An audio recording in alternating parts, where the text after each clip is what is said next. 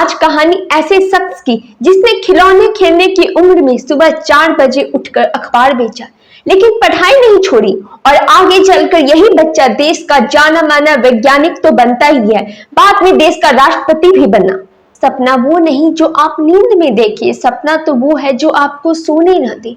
APJ Abdul Kalam ने ये शब्द सिर्फ कहे नहीं थे, बल्कि इन्हें जिया था, दुनिया को इसका मतलब और मकसद समझाया था।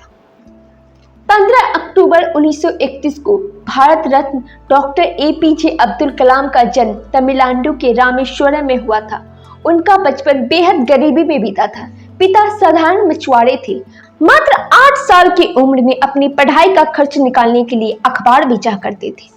सादगी, ईमानदारी और कुछ कर गुजरने की ललक ने ही उन्हें अखबार बेचने वाले से मिसाइल मैन और देश का राष्ट्रपति बनाया था।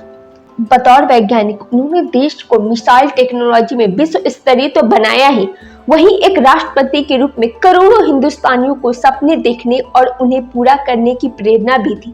अब्दुल कलाम के कई ऐसे किस्से हैं जो उन्हें औरों से अलग बनाती है। अब्दुल कलाम जब राष्ट्रपति बने तो उनके कुछ रिश्तेदार उनसे मिलने राष्ट्रपति भवन पहुंचे थे।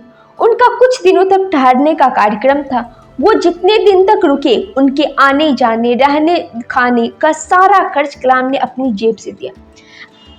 अधिकारियों को साफ निर्देश था कि इन मेहमानों के लिए राष्ट्रपति भवन की कारें इस्तेमाल न की जाए। साथ ही यह भी कहा गया कि रिश्तेदारों के राष्ट्रपति भवन में रहने और खाने पीने का जो भी खर्च आता है, उनका ब्यौरा अलग से रखा जाए। एक हफ्ते में इन रिश्तेदारों पर हुआ 3 लाख से ज्यादा का कुल खर्च देश के राष्ट्रपति अब्दुल कलाम ने अपनी जेब से भरा था। इसी तरह जब कलाम को आईआईटी के दीक्षांत समारोह में बतौर मुख्य अतिथि बुलाया गया तो उन्होंने देखा कि मंच पर रखी 5 कुर्सियों में से एक कुर्सी का आकार बड़ा है जो उनके लिए थी। उन्होंने उस पर बैठने से मना कर दिया। वाइस चांसलर से उस कुर्सी पर बैठने का अनुरोध किया, लेकिन वह नहीं बैठे। तुरंत राष्ट्रपति के लिए दूसरी कुर्सी मंगाई गई जो साइज में बाकी कुर्सियों जैसी ही थी। एक बार कलाम साहब ने एक इमारत की दीवार की रक्षा के लिए उस पर टूटा कांच लगाने की सुझाव को यह कहते हुए नकार दिया था कि ऐसा करना पक्षियों के लिए नुकसानदेह साबित होगा। डॉक्टर एपीजे अब्दुल कलाम ने राष्ट्रपति बनने के बाद केरल की अपनी पहली यात्रा के दौरान राजभवन में सड़क किनारे बैठने वाले एक मोची और एक छोटे से होटल के मालिक को मेहमान के तौर पर आमंत्रित किया था।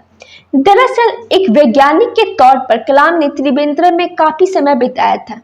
इस मोची ने कई बार उनके जूते सिले थे। राष्ट्रपति बनने के बाद भी कलाम उस मोची को नहीं भूले थे। यही उनकी सादगी और खासियत थी।